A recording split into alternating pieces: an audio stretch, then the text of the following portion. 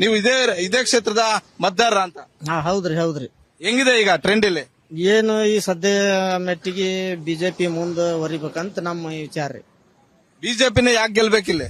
ಅಲ್ಲ ಬಿಜೆಪಿಲಿಂತ್ರ ನಮಗ ಸೌಕರ್ಯ ಸಿಗ್ತೈತ್ರಿ. ಅವರು ಕೆಲಸಗಾರ ಮಾದಾರ ಇಲ್ಲಿ ನಮ್ಮ ಚರಂಚಿ ಮಠ ಅವರು. ಅದರ ಸಂಬಂಧ ಬಿಜೆಪಿ ಬರ್ಲಿ ಅಂತ ಕೇಳ್ಕೊತೀವ್ರಿ ನಾವು. ಕಳೆದ 3 ವರ್ಷದಿಂದ ರಾಜ್ಯದಲ್ಲಿ ಕಾಂಗ್ರೆಸ್ ಸರ್ಕಾರ ಇದೆ. 5 ಗ್ಯಾರಂಟಿಗಳನ್ನು ಕೊಟ್ರು. 2 ಸಾವಿರ ನಿಮ್ಮ ಮನೆಯವ್ರಿಗೆ ಅಕೌಂಟ್ ಹಾಕ್ತಾ ಇದಾರೆ. ಇದೆಲ್ಲ ದುಡ್ಡು ಬರ್ತಾ ಇದೆಯಾ?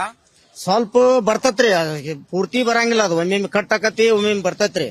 ಕೆಲವೊಬ್ರಿಗೆ ಅನುಕೂಲ ಆಗೈತಿ. ಆದ್ರೆ ಏನೈತಿ, ಅನುಕೂಲ ಆಗತ್ತಂತಂದ್ರ ಹಿಂದ ಸಾರ್ವಜನಿಕರಿಗೆ ಹೊಡೆತ ಬೀಳ್ತೈತ್ರಿ. ಅದರಿಂದ ಹೆಂಗೆ ಸಾರ್ವಜನಿಕರಿಗೆ ಹೆಂಗ್ ಹೊಡೆತ ಬೀಳ್ತದೆ ಅಂದ್ರೆ ಈಗ ಎಲ್ಲಾ ತರ ರೇಟ್ ಏರಿಕೆ ಆಗಿಬಿಟ್ಟಾವ್ರಿ. ಈ ಪೆಟ್ರೋಲ್, ಡೀಸೆಲ್, ಗ್ಯಾಸ್ ಇದ್ರಲಿಂದ ಏನೈತಿ ಎಲ್ಲಾ ಸಾರ್ವಜನಿಕರಿಗೆ ಹೊಡೆತೈತ್ರಿ.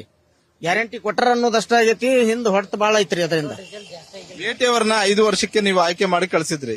ಈಗ ಅವರ ಅಕಾಲಿಕ ಮರಣದಿಂದ ಆಗ್ತಾ ಇರುವಂತಹ ಒಂದು ಚುನಾವಣೆ ಅವರ ಪುತ್ರನ ಪರವಾಗಿಲ್ವಾ ಹಂಗಾದ್ರೆ?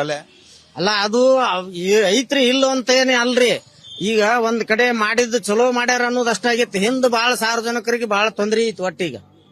ಅದ್ರ ಸಂಬಂಧ ನಮಗ ಬಿಜೆಪಿ ಬರ್ಲಿ ಅಂತ ಅನ್ನೋ ವಿಚಾರ ನಾವು ಹೇಳ್ಬೇಕಾಗೈತಿ.